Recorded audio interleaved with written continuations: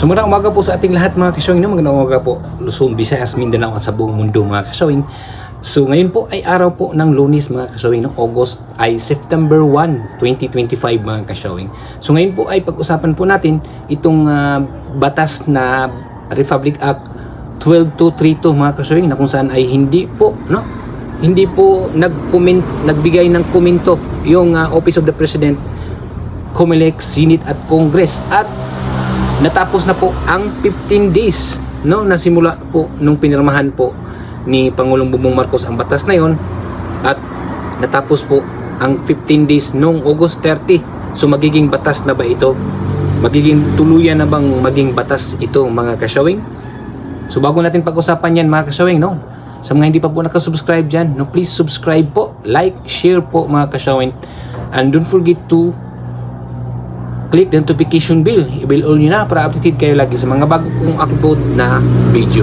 At comment down below mga kasyawing para mabasa at makita po natin ang inyong mga komento po tungkol po dito sa ating pag-usapan mga kasyawing. And don't forget to subscribe.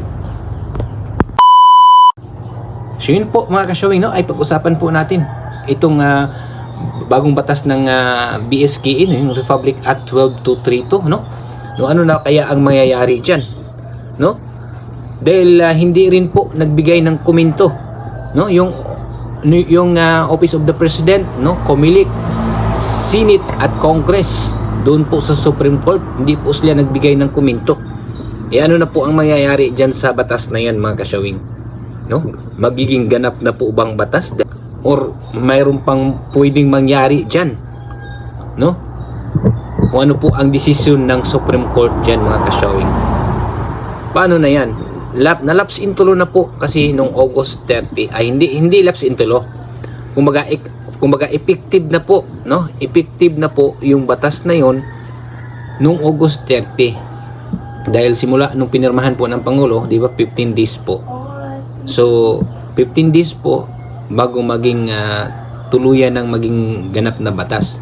Naging 15 days na po nung August 30 at hindi rin po nagbigay ng komento doon sa Supreme Court yung pinapakomento po ng Supreme Court. Paano na? Ano na bang mangyayari? Panalo na kaya si Attorney Mac dyan sa bagong batas na yan? Maharang kaya niya at hindi kaya matuloy yung pag-postpone po ng BSKE at matuloy yung election sa December? Or tuloy na po ang November 2026 na BSKE mga kasyawing, marami pa pong pwedeng mangyari dyan mga kasyawing, dahil marami pa pong pwedeng mangyari dyan dahil siyempre ay tuloy pa rin yung apila ng petition ni Attorney Mac dun sa Supreme Court, at wala pa rin pong desisyon yung Supreme Court kung ano ba ang kanilang decision dyan, kung unconstitutional ba or constitutional ba yung batas na yan. Di natin alam kung yun ba'y ginawa po ng Office of the President, Senate, Congress, COMELEC, na hindi sila nagbigay ng komento para po strategy po nila yan, strategy po nila para po matagalan yung desisyon ng Supreme Court, at lalo na po na nag-file din po ng petition yung Liga ng mga Barangay, kaya matatagalan yung Supreme Court sa pagdesisyon. So abutin na lang po ng filing na po, kung magiging matuloy, magdesisyon na yan yung Supreme Court na sige, tuloy na yung postponement na yan, diba? Siguro strategy nila yan, pero hindi natin alam kung ano po ang kanila talagang final decision ng Supreme Court yan sa bagong batas mga kasyawing. Kung tuloy na ba o maging ganap na batas na ba talaga, tuluyan na ba talagang maging batas, o yun na ba talaga ang susundin ngayon, yung Republic Act 12232 na batas ng postponement na magiging 4 years na po ang termino ng barangay officials mga kasyawing.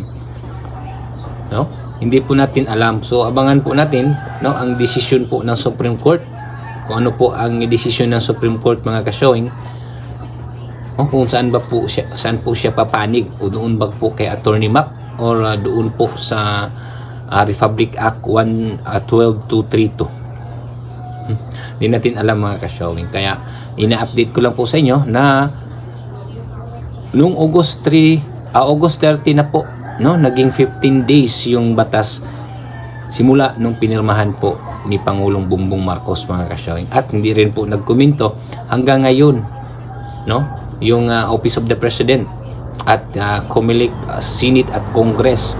Ano na ba ang mangyayari dyan? Ano na ba ang pwedeng gawin ng Supreme Court? Bakit hindi po sila nagkomento? Ano na ba ang mangyayari dyan sa batas na yan? Yan po ang ating malaking tanong, mga ka-showing, at yan po ang pinaka hinihintay po ng barangay official sa buong Pilipinas. Kung ano ba ang resulta, ano ba ang mangyayari dyan sa batas na yan, kung tuluyan na bang maging batas talaga, o yun na ba ang masusunod, o tuluyan na bang ma-postpone yung BSKE sa December. Kaya yun talaga ang ating abangan, mga ka-showing, no? Kaya lagi tayo nakatutok dito sa ating channel, mga ka-showing, at sa iba pang pong mga channel na nag-content po ng katulad po dito, no? Lagi kayong nakatutok, mga barangay officials, lalo-lalo na po yung mga incumbent diyan at mga aspirant, no?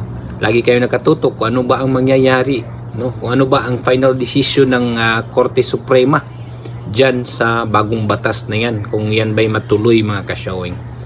So yun lang po ang ating update, mga ka-showing, no, na nagbigay lang po tayo ng update na kung saan ay hindi po nagbigay ng komento, no, yung mga binigyan ng komento ng Supreme Court, hindi sila nag-response na magbigay ng komento tungkol dyan, mga ka-showing. At lumagpas na po ng 15 days ang bagong batas na yan simula nung pinirmahan ni Pangulong Bongbong Marcos, mga ka-showing. So yun lang po, mga ka-showing, no, ay lagi sana kayong nakatutok sa ating channel, kasi nangangalap po tayo ng mga balita para po ihatid po sa inyo, mga ka-showing, para po hindi kayo kulilat sa mga balita, lalo-lalo na po tungkol dito sa BSKE, dahil talagang mainit-init na issue at usapan itong